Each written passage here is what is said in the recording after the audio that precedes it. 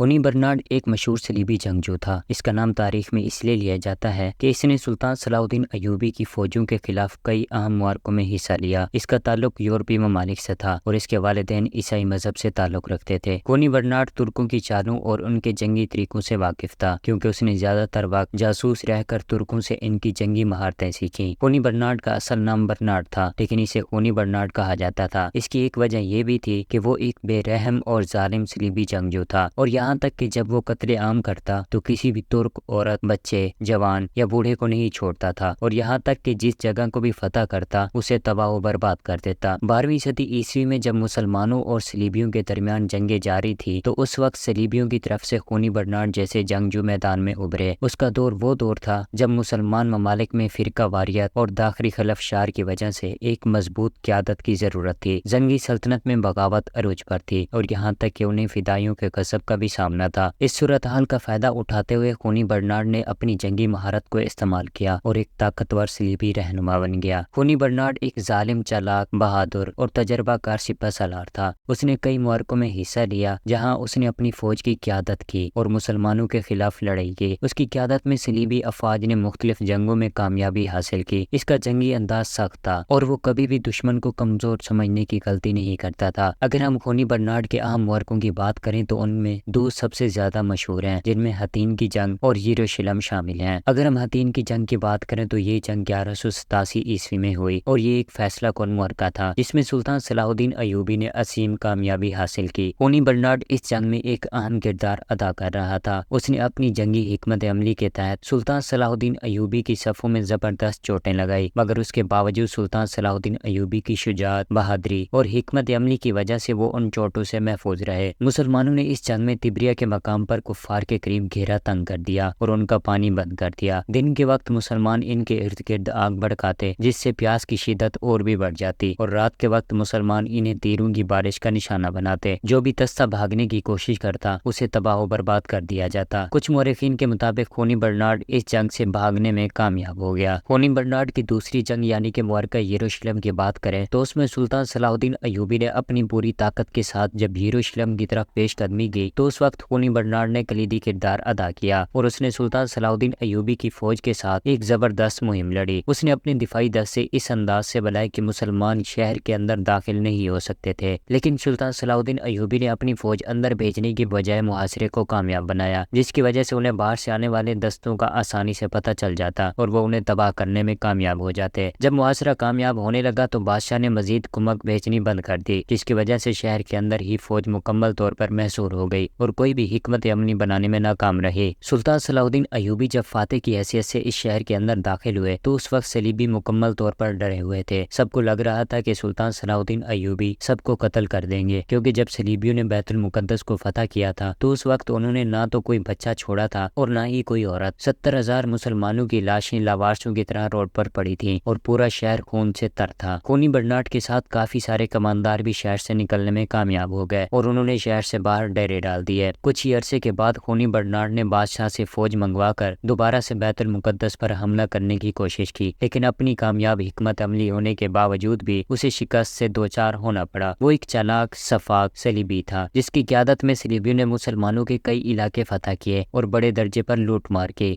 مسلمان اس سے کافی زیادہ خوف زدہ تھے کیونکہ اس نے یروشلم کے قریب مسلمانوں کے کسی ایک گاؤں کو بھی محفوظ نہیں چھوڑا ہوا تھا۔ اگر ہم اس کی موت کی بات کریں تو مورخین اس بارے میں مختلف رائے دیتے ہیں۔ کچھ کے مطابق جب سلطان صلاح الدین ایوبی نے بیت المقدس فتح کیا تو اسے بھی وہیں پہ مار دیا گیا، اور کچھ کے مطابق سلطان صلاح الدین ایوبی اسے ایک میدان میں شکست دینے کے بعد اسے مار دیتے ہیں۔